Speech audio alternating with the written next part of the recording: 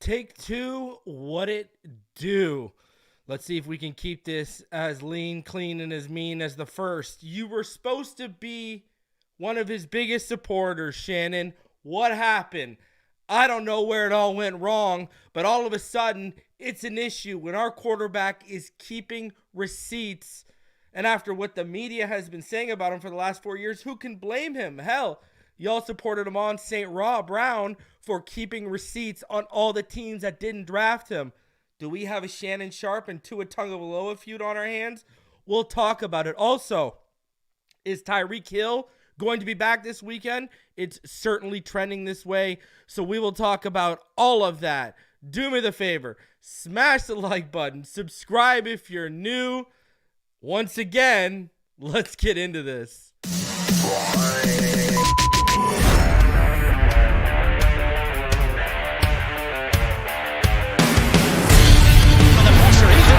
Loses the football. Touchdown! Got it! You have got to be kidding me. Jalen Waddle has a Dolphin touchdown. And he will score! Field down the near side, man open. Touchdown!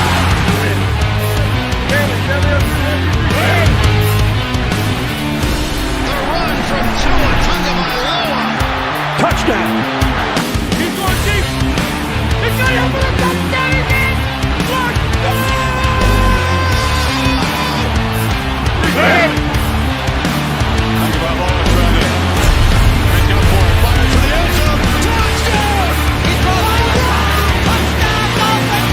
Beautiful day to be a Dolphins fan. Let's go!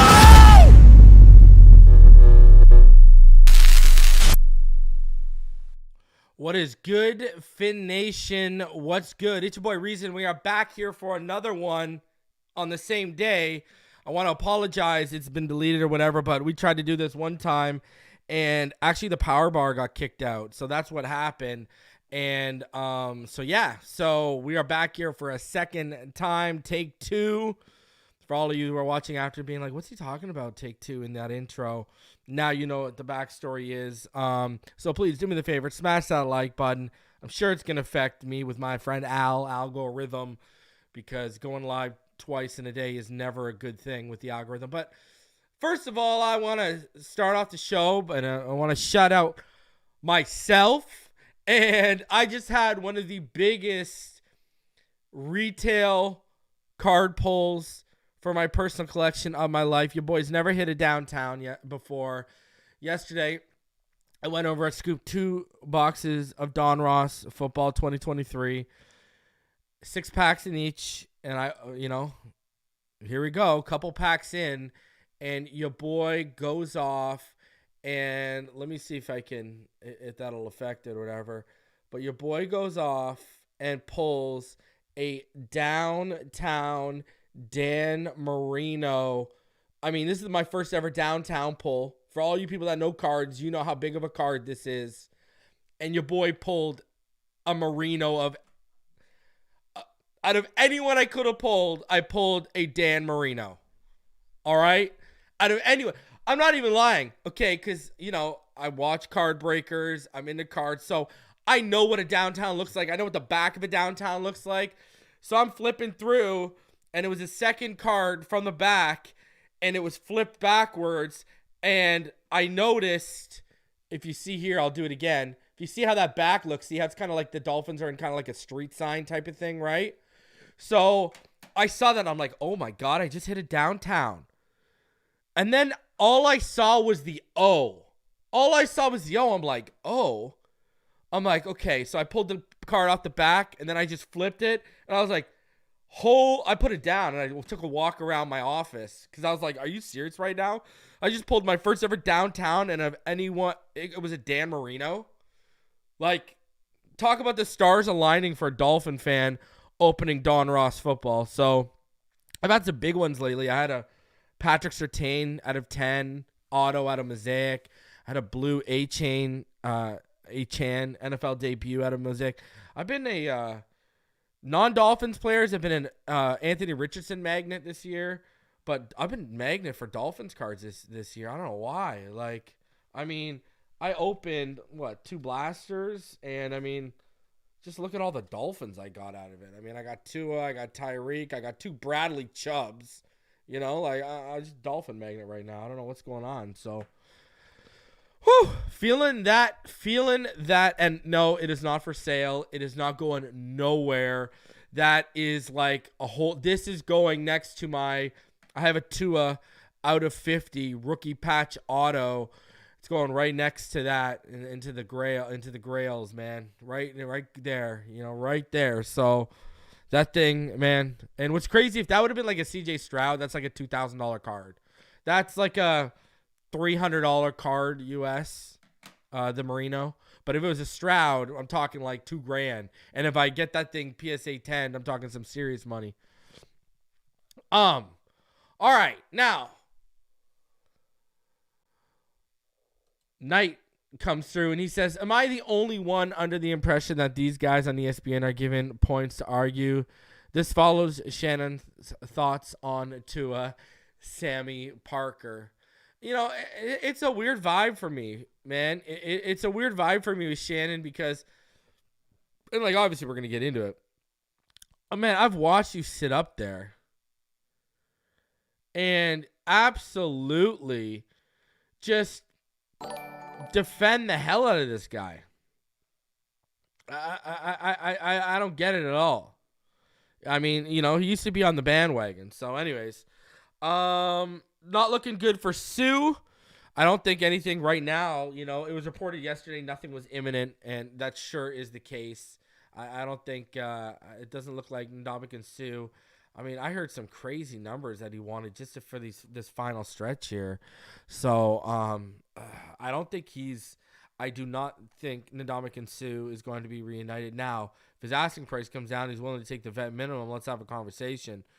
But I've heard Sue's asking for crazy money just for the final couple games. Now, I had a Patreon update, and I also had a YouTube channel member only update that I posted for y'all yesterday.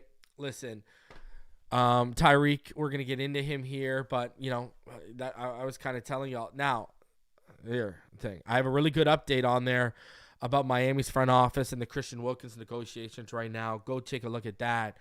The offensive line, ladies and gentlemen, I mean, we could very well be dealing with because Liam Eichenberg's not a starter, technically, right? It might be another week. I'm working to try and find news on Austin Jackson. I was told Hunt probably another week, at least. Now, I think Hunt's going to try and push to go pregame. A lot of players that are 60, 70% are going to push to go. Even guys that are in the 50% because of this game with Dallas. I'm telling you right now, you're going to get guys that are going to push themselves to go. You got a guy like Holland with 2 MCL sprains. I'm telling you, if he's feeling just okay, he's going to push to try and go.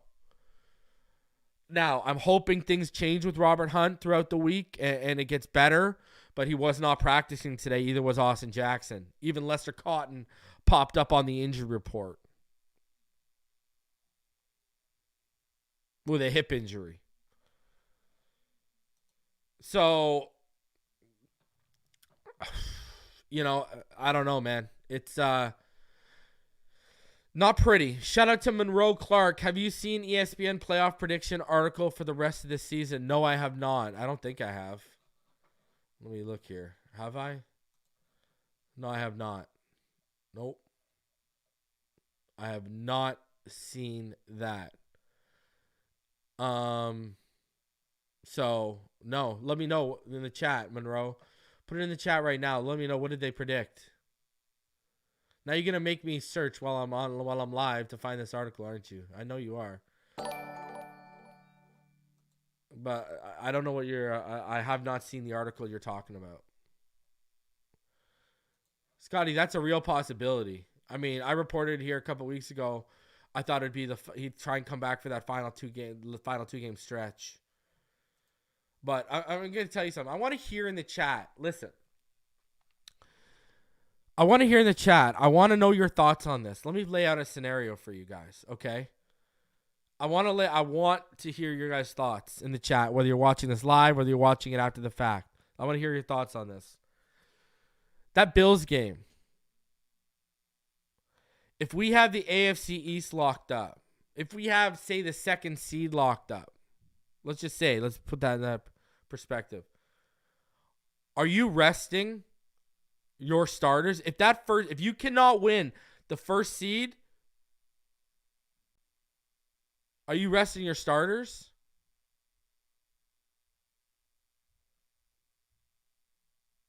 Because here's my thing. Listen, I would 110% be down with beating the Bills. I mean, I want that win, 110%. But guys, we're seeing some serious injuries here. Like, this is not a joke right now. I mean, guys are sneezing and going down.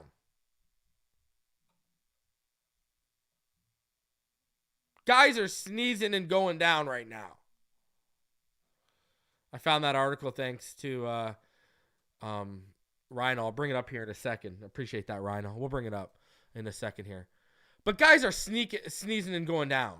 I mean, I just glanced at this and I saw their scenario. And I'll tell you right now, if this scenario played out, God help us, one. And number two, yeah, I'm resting.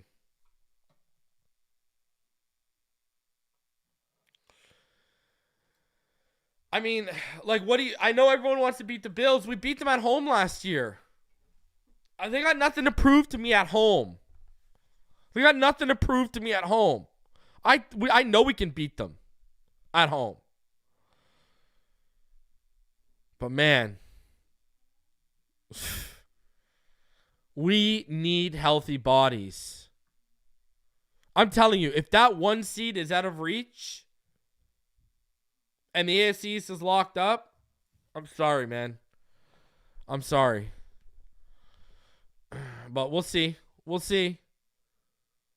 It's just my whole thing is I'm sorry, ladies and gentlemen. I'm watching guys drop like flies. Reek could use the rest. Armstead could use the rest. Clearly, Austin Jackson and Robert Hunt could use the rest. Liam Eichenberg could even use the rest. Hell, you could start Harris in that game, right?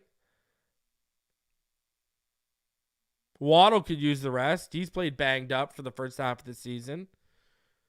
X could use the rest. I'm sure Jalen Ramsey can use the rest. He's pushed himself since he's come back from injury, and he's played phenomenal. I'm just saying. I don't know, man. If we can't get that first seed in the final week, what the hell are we playing? Like, and the AFC East is locked up, what are we playing for? Right? Now we're just resting. We're risking our guys for pride and ego. It just don't make sense to me for that. It really don't. But now, if the first seed is on the table, baby, let it ride. Whoop that ass in the rock all day. Start everyone. Do to them what they did to you, Tua, as a rookie. Light them up in that first half so Mike White can come in like Matt Barkley did for them and go off. That's what I'm saying. So I'm down for that if the first seed's on. Don't get me wrong. Go after that first seed. But, man, we got to be healthy for the playoffs, man. I'm thinking about the run here, and we got guys just dropping like flies, and it's not a good situation. It's not a good situation right now. All right, let's get into that. I found out that article you were talking about, all right? So here's the I got a couple of ESPN articles we're going to go over then today. Here, let me fix that. Let me fix that. Give me one sec, guys. By the way, it's not going to be good. Don't get excited. That's all I got to say. Don't get excited for what we're about to go over first.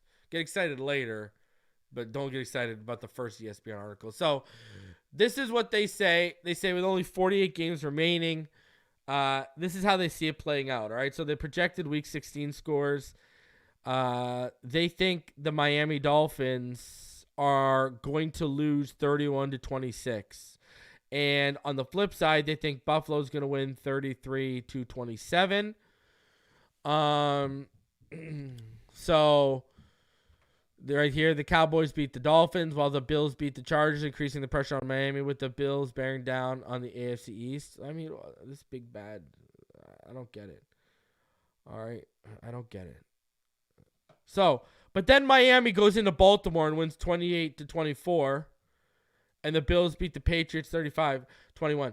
So, you're saying we have us and the Chiefs have the best home field winning percentage since November 2021. So we're talking 37 months.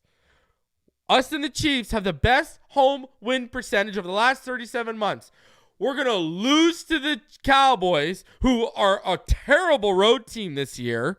I mean, they're even breaking it down, funny enough, on ESPN this morning about how the crowd noise affects Dak Prescott. It can't, he's got to play off silent cadences. He can't communicate and shift as much as he wants to. They're talking about this, but we're supposed to go into Baltimore and beat the Ravens. Yeah, we're not going to handle our business at home, please. If we are beating the Ravens in Baltimore, we are beating the Cowboys at home. Sorry. Anyways, the top of the AFC became even murkier after the Dolphins defeat the Ravens, giving Baltimore a second. They're just trying to get the Chiefs to the top spot. That's all they're trying to do. I see your game. That's why we lost, but then all of a sudden beat the Ravens. I see your game. All right, projected Week 18 scores. All right, so here we go. Bills beat us at home when they lost to us at home last year. They beat us 27-24. Okay. And let me guess, the Chiefs won. Let me guess, the Chiefs win.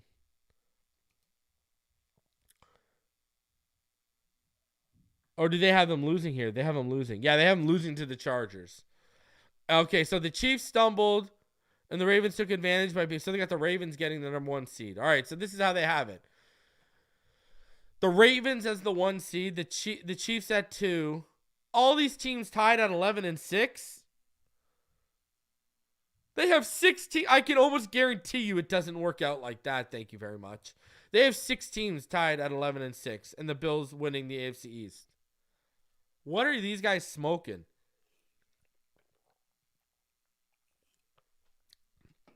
I can almost guarantee you it doesn't look like that. There's no way. I can almost guarantee you. That looks like way too AI generated. Who wrote this article? All right, Bills steal the AFC East. Dolphins fall to number 7 seed. Yeah, okay. Let's explain a statistical oddity happening here. Remember when he said we're working for the most common, precise set of all 7 seeds in the conference? As of this writing, the Dolphins are clearly favored to win the division with a 69% shot compared to the Bills' 31%. But when Miami wins the division, its projections are split pretty evenly between the 1st, 2nd, and 3rd seeds, with a slight chance at number 4. When Buffalo wins the division, it is most likely to end up the 4th seed. That plus some randomness meant the most common set of seeds included the Bills winning the AFC East. Now back to simulation, number 5,639. What happened here is not far-fetched. Buffalo beat the Chargers and the Patriots, and the Dolphins lost to the Cowboys and beat the Ravens to set up a game for the division in Week 18. Buffalo had already beaten Miami once, so it had to head tiebreaker if it won, and it did. Yeah, and we beat them at home last year, okay? So I mean, what now? So then they have us playing the Chiefs. I mean, so what? In the ESPN offices, they did a bunch of opium and played random simulator on the playoffs. Is that what happened? Is that what went down? Is that what we're trying to explain? Give me a break. Anyways, I think we're going to win at least 2 of these last 3.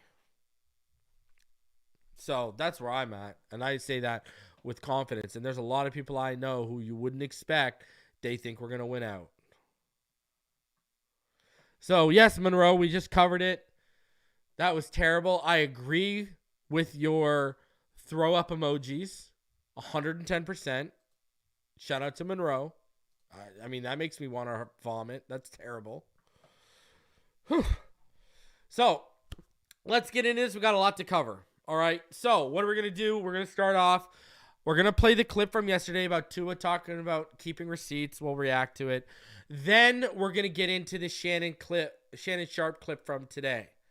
Please do me the favor. I got demonetized yesterday for playing the Mike McDaniel clip during the finish line. So smash the like button, subscribe for new, because I might get demonetized today again, 2 in a row. Merry Christmas to me. So smash that like button, subscribe if you're new. Let's hop into that, and let's go in chronological order here. So let's start off with Tua keeping receipts and what he said, because he's talking to listen. I had people, listen, I said it last week. I spoke with a prominent Miami Dolphin player, okay? There's a few people in this community who know who exactly that player was, okay? I always put my receipts out there. But anyways, trust me when I say they see it all. They hear it all. I had part of the conversation I had was about that, all right? They hear it all. They see it all. Trust me. So when Tua's saying he keeps receipts, this man is not lying to you at all. At all. All right? They hear it. Even when they're telling, listen, a lot of them do a great job of blocking it out, but there's still stuff that squeezes through the cracks. They hear it. They hear it. I'm telling you, the good and the bad. I don't want to just say they just focus on the negative. They hear the good and they hear the bad, okay? So that's all I'm going to say. So when you listen to what Tua's about to say, keep that in mind. That's the whole reason I even brought that up. Preface it. Trust me. All right? So listen, I didn't even need a player to tell me that. Nick Hicks let me know that. I didn't even need a player to confirm that for me, but I did. But I did have that happen. So it is what it is. So let's get into this, all right? So this is Tua, you're talking about keeping receipts a little bit here. So let's talk about this. I keep saying it. Everyone wants to make this about me, about Tyreek. Like, please, keep pushing it to Tyreek. Like, make it about Tyreek. I understand that my platform and who I am in this league as a quarterback makes me, it's true, if you want, polarizing, whether I'm the best, whether I'm the worst. Like, I could care less. Like, I don't listen to it. This is my bearer of bad news, and Nolan. I hate to say it. I hate to say that, but that's my bearer of bad news. If anyone has something if anyone has something bad to say about me, but at the end of the day, like I really don't care. But if she does share it with me, I keep receipts. We all have a way of how we do things, but like all the narratives about it, I am only good with Tyreek, and that you're right. That is the only time I'm at my best. You're right. I'm only good when Jalen's in. I could care less about it. Like, sure, if Jalen and those guys aren't out, like I'm only as good as Raheem Mostert allows me to be. Like that's what the narrative needs to be, and we're able to win games and we're able to go where we want to go as a team. I am the worst football player if that's what you want. Like I don't care. Like I really don't. So whatever it is, whatever you need on your show, like take clips out of what I just said. Do what you need to do. Like that. I'm just here to do my job, and my job is to help our guys win. Listen, he ain't wrong. He's just here to do his job, and his job is to help his guys win games. He ain't wrong. 17-9 with Hill, 15-8 without Hill, 65.3% with Hill, 65.2% without Hill, 63.6 win percentage with Flores, 66.6% win percentage without him under Mike. Miami with Tua has a 65.3% win percentage. During the Tua era, when Tua's not on the field, the Miami Dolphins have a 42.8% win percent.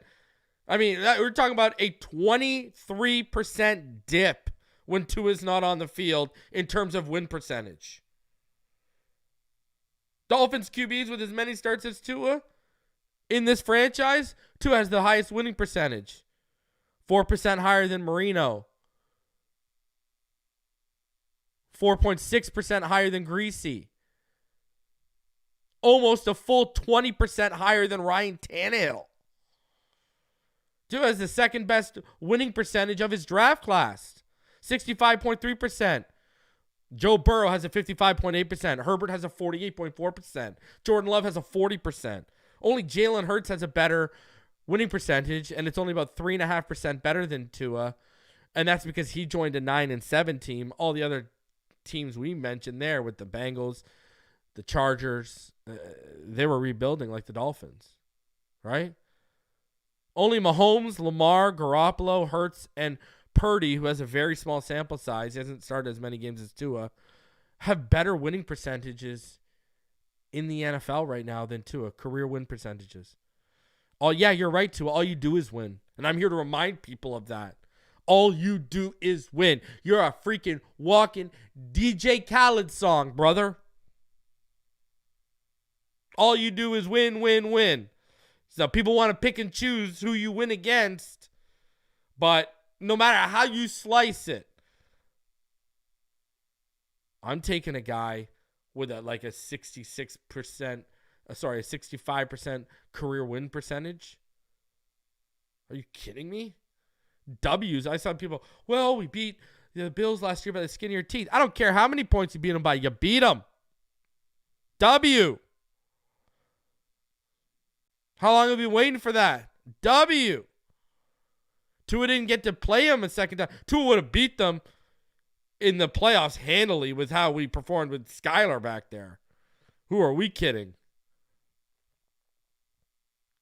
And I don't get why people are so mad about Tua keeping receipts.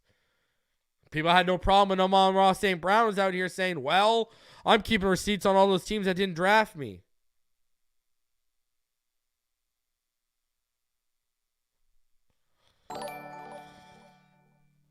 Listen, here's the fact of the matter when it comes to Tua Tagovailoa. Here's the cold, hard facts, no matter how you want to slice it. Only Patrick Mahomes has more yards after completions. Only Mahomes and Purdy average more yak.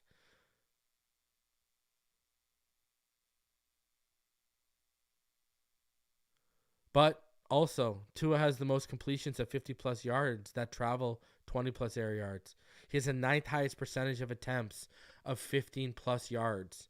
He has the 4th best completion percentage on throws of 20-plus yards. He has the highest percentage of touchdowns to attempts on throws of 20-plus yards. And he's 6th in completion percentage over expectation on throws of 20-plus yards. You know, every year, every offseason, you remember how it comes out and they chart everyone's, throwing, the deep passing and all that. You know those charts that come out every year. Tua's going to be crushing it this year. So, listen, I appreciate the sarcasm. I appreciate him letting everyone know. But, he's right, too. Who cares what these people say? The end goal is the championship. I mean, and this is the first year he's really ever had a rushing attack. He never had this before since Bama. And look at how good he was at Bama when he had a rushing attack.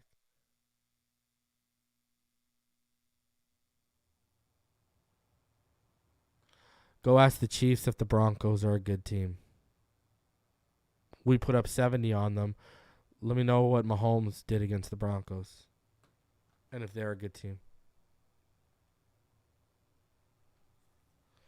So, I mean, I've had JT O'Sullivan from the QB school come on here and praise Tua Tagovailoa. I mean, what's left to be said, man? The kid is fire.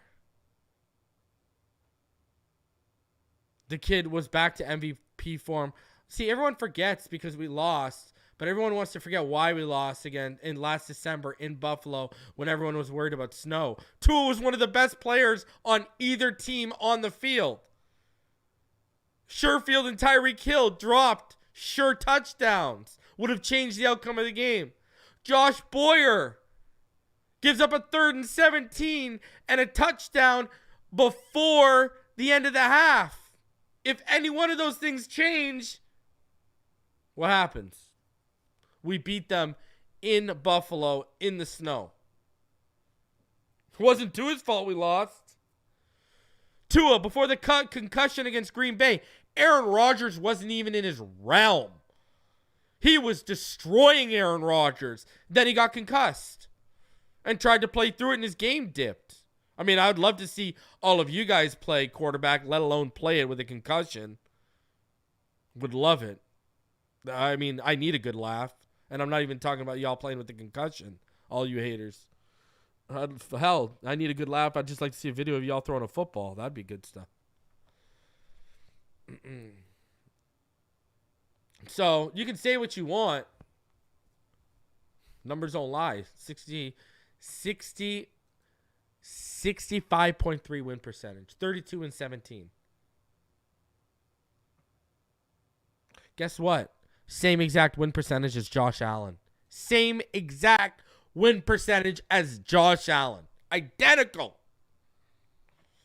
But y'all are going to come out here and goo goo gaga over Josh Allen's traits, right? By the way, let me know what Josh Allen was before Stephon Diggs arrived. Wow, what was Tua Tagovailoa doing?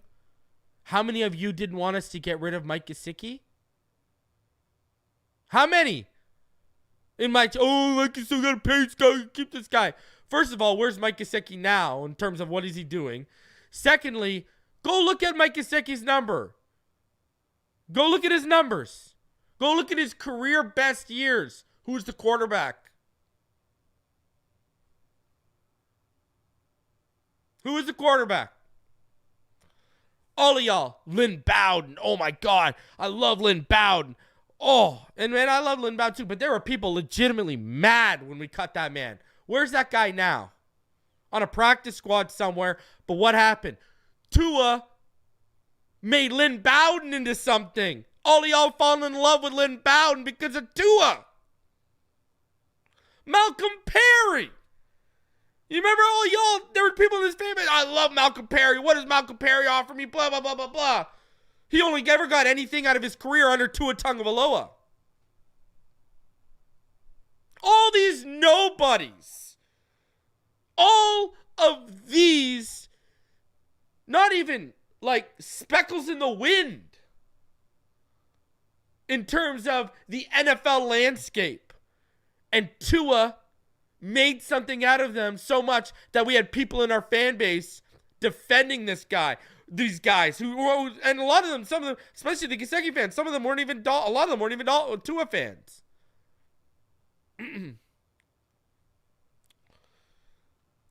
Literally, that's the definition of elevating people around you. This guy has made chicken salad out of chicken S-H-I-T, and then he finally gets some weapons. I mean, look at Jalen Waddle. Jalen Waddle is a rookie. I would come up here every week and complain because we had a coaching staff that didn't know how to use him. Would I not? Right? I would complain all the time. Everything was either the line of scrimmage or within like 7 or 8 yards for Jalen Waddle. To the point by the end of the season, 4 guys would collapse on him and they would just take that away. We didn't even know how to use Jalen Waddle as an offense. But what did Tua do? Despite bad game planning, despite bad play design, despite bad offensive coaching, Waddle set rookie wide receiver records for this franchise.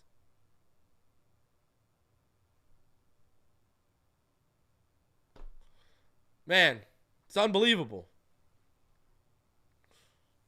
That's it. I've never met a quarterback in my life who's not allowed to ever have an off day. Until this fan base and some of the people of this fan base came across Tua Tagovailoa as their starting quarterback. So, Shannon Sharpe, he decided to clap back at Tua keeping receipts. Let's get into it. Let's play it. Smash that like button. 500 of you in the room. This is what Shannon Sharpe, Dan Orlovsky, and that whole little crew had to say. And Miami went and got him because that was good. And I'm not saying they should go help because remember, Tua had an all-star. Look at the receivers he was throwing to. Name one receiver outside of John Mechie that did not go in the first round that Tua threw to at Alabama. Ruggs, Judy, Waddle, Devontae Smith. And only 2 of them are good. So in order, and Miami Dolphins Judy's said, a bust. For him to Ruggs is out of the success, NFL. We need to go get that type of talent here in Miami. And I got no problem with that. I got no problem with that. Look at Joe Burrow at LSU. Oh, Exactly. But I'm saying, Dio, Got him Jamar I'm not Chase saying and that T. that's Higgins. wrong. But stop Exactly. this notion like he's Dan Marino. Thank you, Dan. Stop this notion that he's Patrick Mahomes. But I don't think real quick, Wood, before you jump in, he's not talking like he's Dan Marino. But we Yes, talk he about is. Tua like he's me. No. He the one. Woody, did he not say he's trying to be sarcastic? I'm the worst quarterback ever. Oh, yada, yada. Nobody That's said what you're the he worst gets talked quarterback ever. about. Yes, That's Dan. what I he said. disagree with that. That's what he said. Take off, Woody. Yeah, a couple things here. Number one, I know the Jets are a big punching bag, but their defense is actually one of the best. They got arguably the three best corners as a secondary in the league, and Tua just torched that secondary last week. So I got to give them credit for that. But I think my bigger point when we talk about Tua and the way Tua was talking at the podium, it's really a byproduct of what Mike McDaniels has done with Tua as far as rebuilding him as a player, rebuilding his confidence, because it was never about his talent. Like, Tua Tagovailoa is one of the most Jets talented were the number quarterbacks 2 that we passing have defense in the league The heading into question that about game, Tua by the way. since he's came in the league has been what? Injuries. Health. It's been health. He's finally, when Mike McDaniels came in, there's been two things that he's done. Number one, he's trying to prioritize keeping Tua upright. Yep. And then number two, and more importantly, rebuilding the person, the man, into his confidence. Because he saw, like most of us saw, how talented this guy is. This is one of the most accurate quarterbacks that's come into the National Football League in quite some time. That's a true And I statement. think Mike McDaniels has come in and has rebuilt Tua and his confidence. And to me, that's what I saw at the podium. It wasn't that he was being disparaging the media or anything like that. He was just simply saying, like, look, I'm a pretty damn good quarterback. Y'all might say all these type of things, but check the tape. Like, Miami had dunked on them the week before. They gave up 32 to the Buffalo Bills, and that was an unbelievable performance by Josh Allen. They gave up 16. You see what you do? Every time the Jets defense get cooked, it takes an unbelievable performance from someone else. It takes an unbelievable performance by this. but Shannon, the numbers don't lie. But The like, numbers that's don't what lie. happened, Shannon. If- That's if what the nu- happened. Hold on.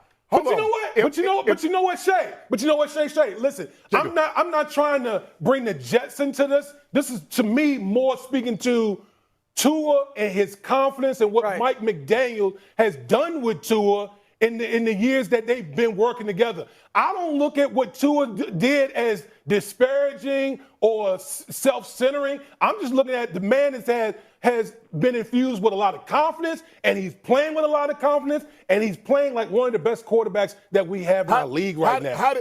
How did Tua look against Tennessee?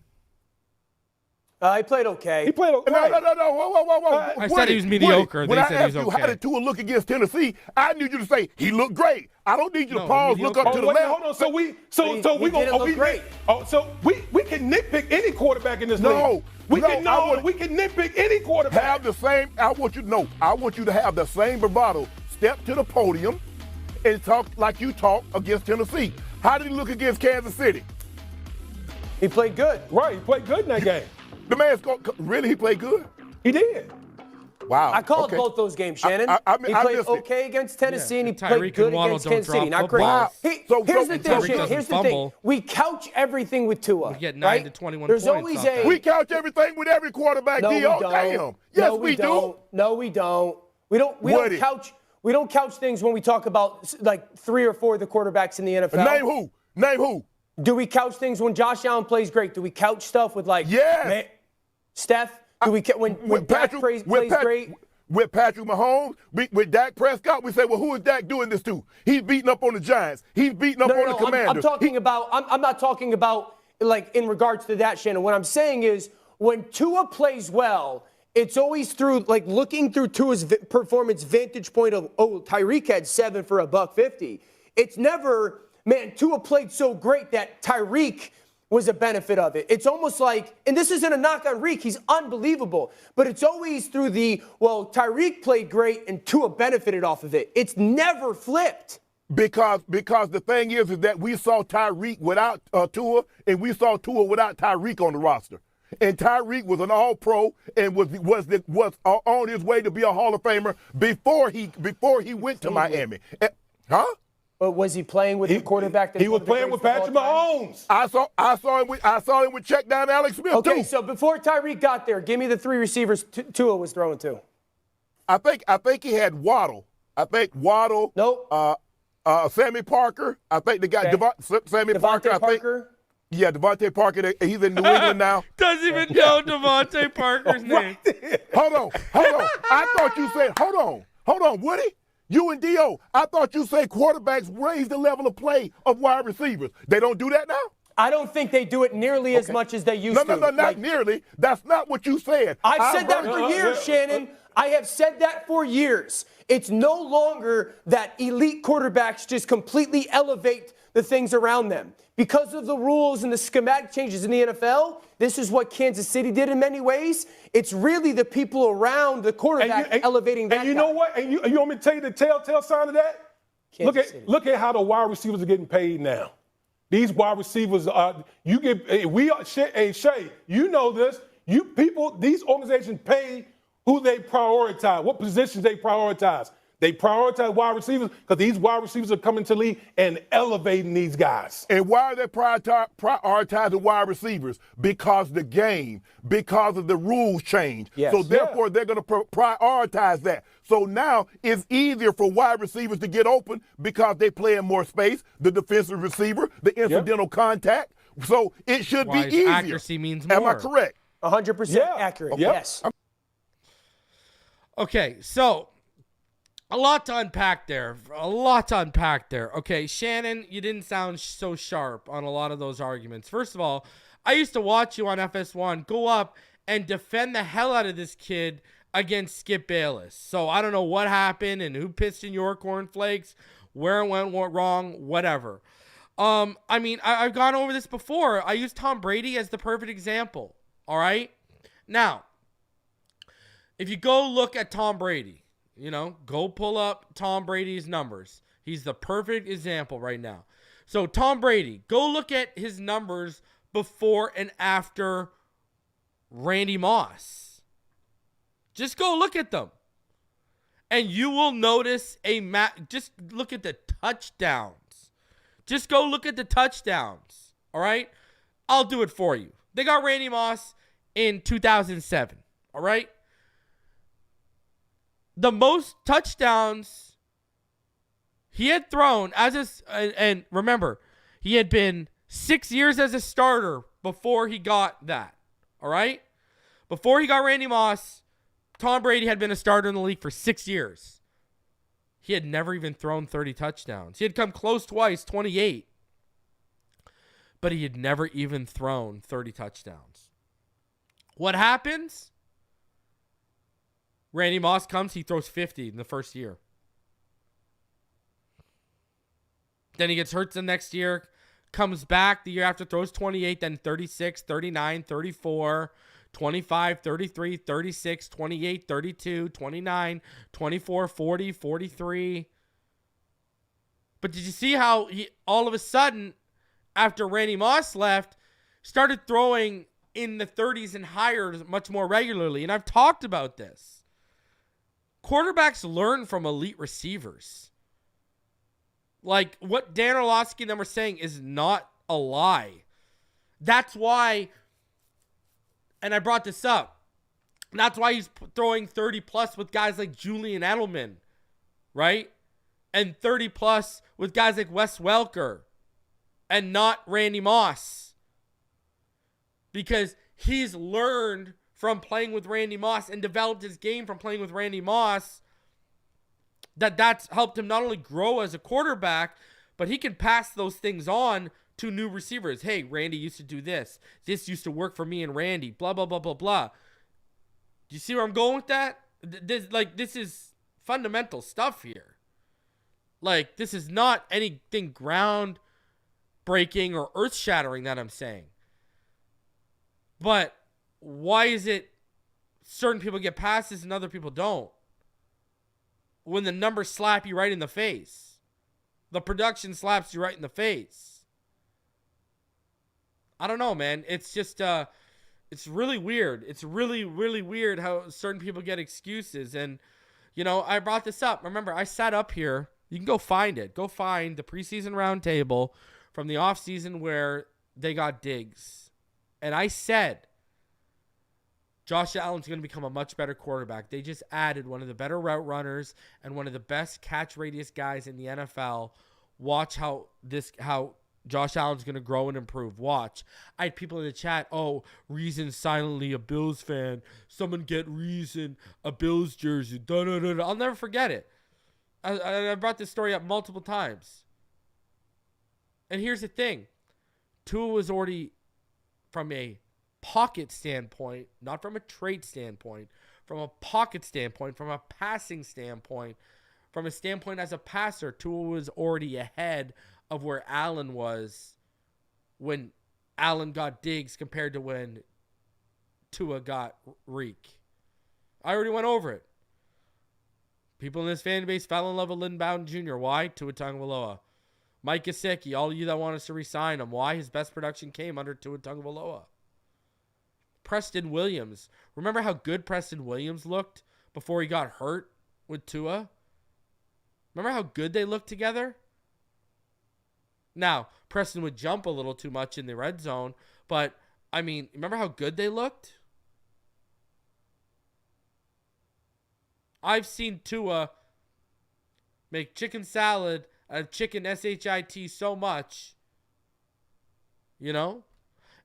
So, and technically, this should be our third straight year of the playoffs, because if you go back to 2021, we should have won that Atlanta game.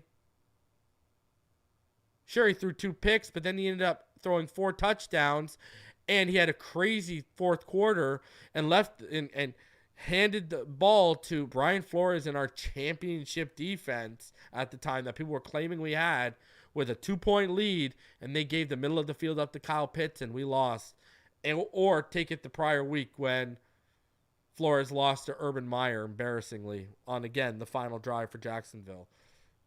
Because our coach got out-coached in the final 2 minutes of back-to-back games, we missed the playoffs against easy teams. Like, teams that were easier to beat than the Titans were. But everyone wants to point at the Titans.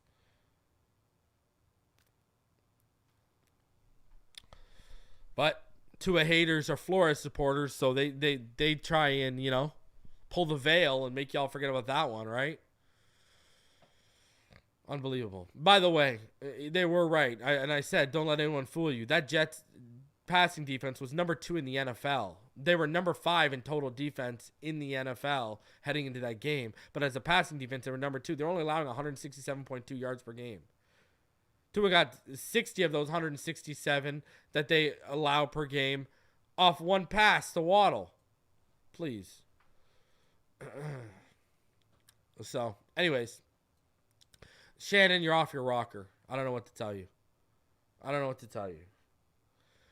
Shout out to ESPN. To go back, this one will make you a little bit happier. ESPN just dropped an article, and they went position by position. So they listed, they have the most accurate passer in the NFL right now is currently Tua Tagovailoa. Tagovailoa has completed 71% of his passes this season, the best in the league, and only 13.2% of his throws have been off target. His ability to deliver the ball with the both accuracy and precise location is an ideal fit for Mike McDaniel's pass game. Hey, man, when people were talking about wanting to see Tua Tagovailoa and Sean Payton's offense, I was over here saying, nope, Shanahan offense all day. Strongest arm, they gave it to Josh Allen. Best deep ball, they've given it to C.J. Stroud. Best touch and timing, they've given it to Brock Purdy. Now, I think you could argue that with Tua for sure. Best passing mechanics, they give it to Burrow. Best pocket footwork, Brock Purdy. Again, I think you give it to Tua. Quickest release, they've given it to Tua Tagovailoa. His average time before a pass sits is at 2.38 seconds. Best field vision, Kirk Cousins. Most instinctive passer, Mahomes. Best decision maker, Dak Prescott. Best pocket presence, see, I think that's Tua again. I think Tua and pocket presence, and I would also give Tua. I think you could go Purdy or Tua in touch and timing, so I'm not even going to argue that. But I think pocket footwork, Tua. It's ridiculous, right? And they're just using a QBR from inside the pocket. That's not a footwork statistic. That's grab a number and try and fit it to a narrative. That's not a footwork statistic. All right. Best off-platform passer, Lamar Jackson. Not going to hear an argument. Top dual threat, Lamar Jackson. Best scrambler, Patrick Mahomes. Toughest QB, Matt Stafford. Most competitive, Jalen Hurts.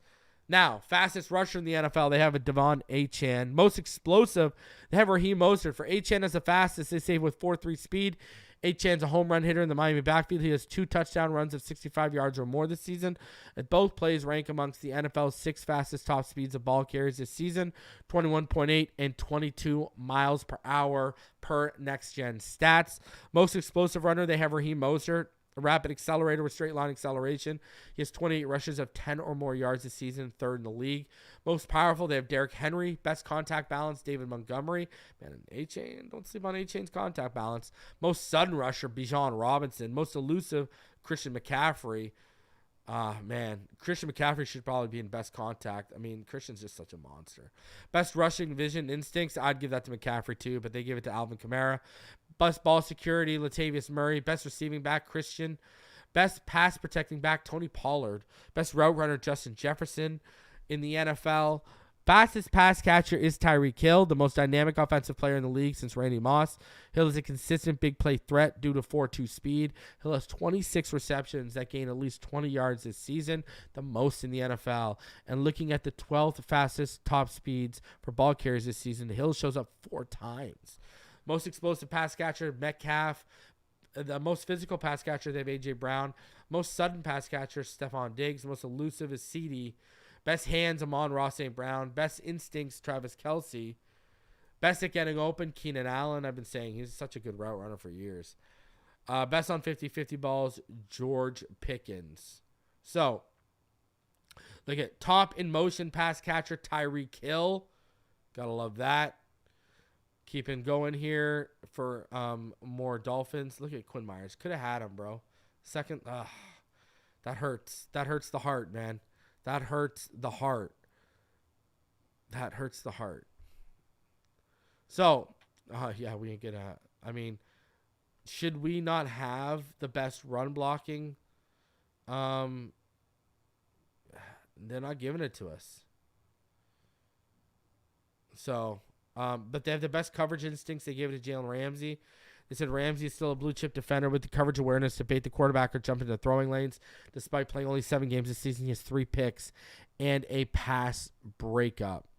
And so, as you can see, I'm just scrolling so you guys can see if you want to look back, because I think it's behind a paywall for you guys. But there you go. Those are the Dolphins. So Tyreek Hill, Raheem Mostert, Devon Achane, Jalen Ramsey, and Tua Tagovailoa make the ESPN list. Now, continuing on here, there's an article from Barry Jackson I wanted to go over for you guys. Has injury updates from today, as well as kind of dives into the numbers here. So let's hop into that. This is definitely behind a paywall for you guys. It's one thing to spend lavishly on a team that's a legitimate Super Bowl contender. It's quite another to spend lavishly on a team that's not.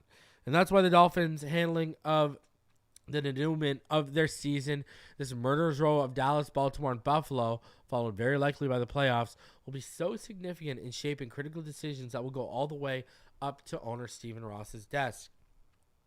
If this team proves beginning Sunday against the Cowboys and in the weeks to come that it can make a legitimate Super Bowl run, it would be sensible for Ross to spend whatever it takes to keep this group together while being cap compliant. If not, all bets are off.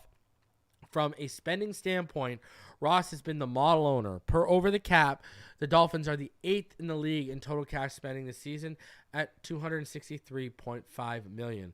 They're already 4th for 2024 at $219.4 million, even with 7 starters and linebacker Van Ginkel unsigned for next season. Already $40.8 million above the cap for next year. The Dolphins could figure out a way to keep most of their top players by restructuring contracts and utilizing other creative math. That would include paying Christian Wilkins a long-term contract that would top $90 million. Ross has paid whatever it takes to field the best team that his front office can craft, but can he justify financing one of the league's highest payrolls if the Dolphins flame out over the next month? Dolphins fans who pay attention to cap space might have been startled to see the Dolphins suddenly standing at $40 million over the 2024 cap. An even worse scenario than earlier over the cap.com projections that had the franchise about $20 million over. Just 23 actually. So, how worried should Dolphin fans be about the team's ability to keep together a group of impending free agents headlined by Wilkins, Connor Williams, Robert Hunt, and Van Ginkel, and that also includes starters Raekwon Davis, Deshaun Elliott, and Isaiah Wynn. Guys over 500 in the room, smash that like button.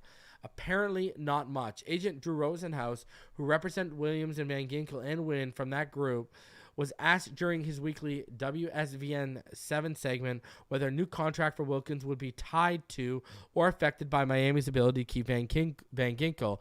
He said, "I don't think it is. The cap is going to be in excess of $240 million. I think the team can afford to keep as many of the guys as they want on defense. The cap is not a hard cap. You can find room.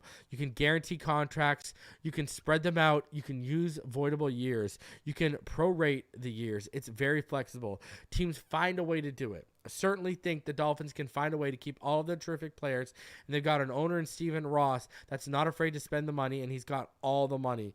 They've got the cash to do it in guaranteed contracts. Hopefully the team will continue to have a great season and reward their guys." Jason Fitzgerald, founder of the reliable website Over the Cap, adjusted the Dolphins' 2024 over the cap number to $40.8 million in recent days because of projections that the cap will be lower than expected.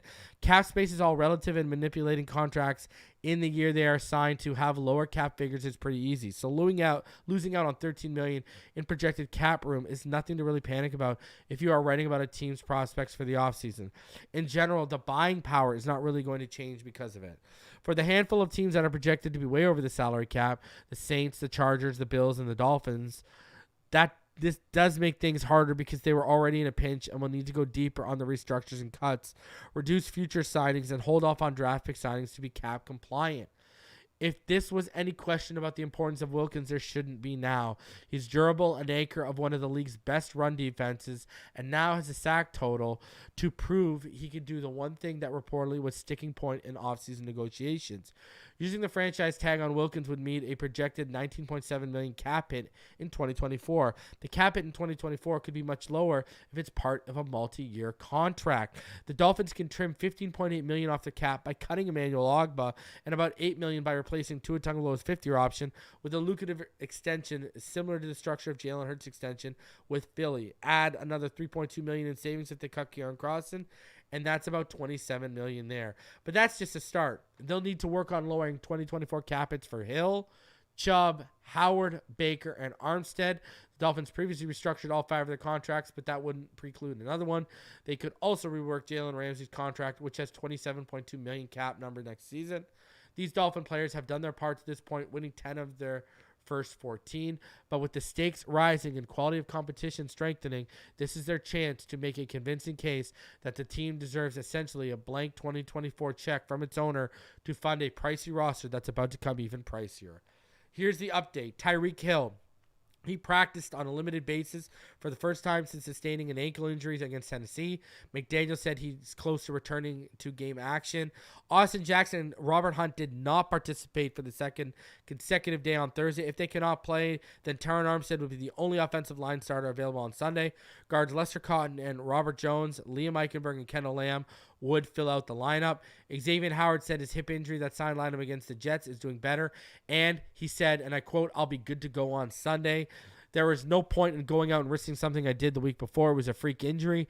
Brandon Jones ran into me in the third play of the game against Tennessee. I pushed through in that game. We're good now. Feel good." Howard, Devon Achane, Armstead, and Hill went from not practicing Wednesday to limited participant Thursdays. Also limited Javon Holland, Kohu, Ogbah, and Cam Smith. Durham Smythe and AVG Deshaun Elliott is out of concussion protocol and was a full participant today. So we're getting a lot of guys back. Deshaun Elliott will be back for this game. Kohu's going to be good to go. Looks like I told y'all, Javon Holland, he's going to push to go. I'm telling you. Devon Achane did tell Kay Adams that he is going to go this week too. So there is that. All right. So we're getting bodies back. We're getting bodies back. We're getting a little healthy. Now, with the whole restructuring thing. I mean, this is what I've been telling you guys for weeks. That's what they're going to do. Especially if we make a run here in the playoffs, they're going to restructure and they're going to try and bring us back as many guys as possible. And it's clearly the smart move. It's clearly the right move. But another thing I wanted to point out that I thought was interesting there. Don't be surprised if they start trying to trade draft picks or bunch up draft picks to only have to pay one player or less players. Don't be surprised if they're more active moving up because or moving back, because that could either decrease the cost by having fewer draft picks or decrease the cost by moving back and having more cheap draft picks. I feel like we're going to be active on the draft. You know what I mean? I really do. So be on the lookout for that. I wanted to point that out. Now, I know we were wondering whether the Cowboys game would get flexed. So many questions. We just been looking. And now the question has come out. I mean, people have been called out by the Baltimore Mirror for putting out false information. It's hilarious. But now it's basically come out, and this is courtesy of Barry Jackson as well. We've got some answers. What's going to happen on New Year's, okay? So here we go. NFL has decided there will be no changes to the Week 7 schedule. Dolphins-Ravens will remain at 1 p.m. on CBS and will be aired in parts of the country. The league decided not to flip Dolphins and Ravens with KC and Bengals at 4:25 on CBS. Packers and Vikings will remain the 8:20 game on NBC. So there you go. Move ahead with your New Year's Eve plans. You don't gotta, we don't gotta worry about planning around the Miami Dolphins. It is what it is. We are gonna listen. I'm gonna be honest with you. Thank God. For some reason, this team in primetime lately. Thank God. Thank God. All right. So we are not getting flex. That's a 1 p.m. game. And then remember 4:25 p.m. On Sunday. All right. So be on the lookout for that. Now, I see it's being brought up in the chat, and I know there's been conversations about it. Fangio did address Ramsey's ability to shadow Wilson because X is out. Now, X is probably going to be back this week, and Fangio likes to split the field in half, one to each side. I don't know what the plan with CeeDee Lamb is, but I'll tell you this. I would shadow Lamb. Do what the ball game said. Shadow Lamb with that boy Ramsey. Let him lock it down. All right? Lock it down. And then from Kohu, let Kohu do his thing because he can. And he's obviously healthier right now than X. So this is why I'm going to say what I'm about to say. But, I would have him on Brandon Cooks. And then I agree. Michael Gallup, let X handle Michael Gallup. Let him handle that third option if you want to go there. You know what I mean? I don't think Vic is going to do that because X is back and he lets us split the field in half with these guys. But because X isn't even 100%, this is why I'd do that. You know what I mean? So, it is what it is.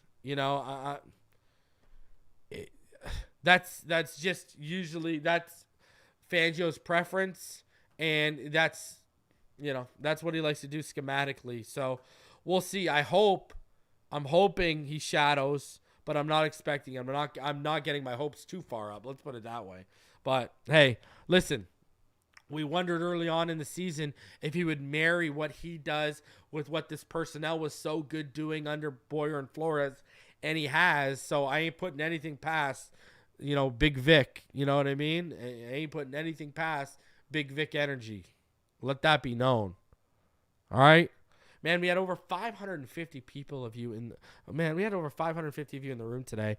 I appreciate y'all for coming through. Do me the favor, smash that like button. Subscribe if you're new.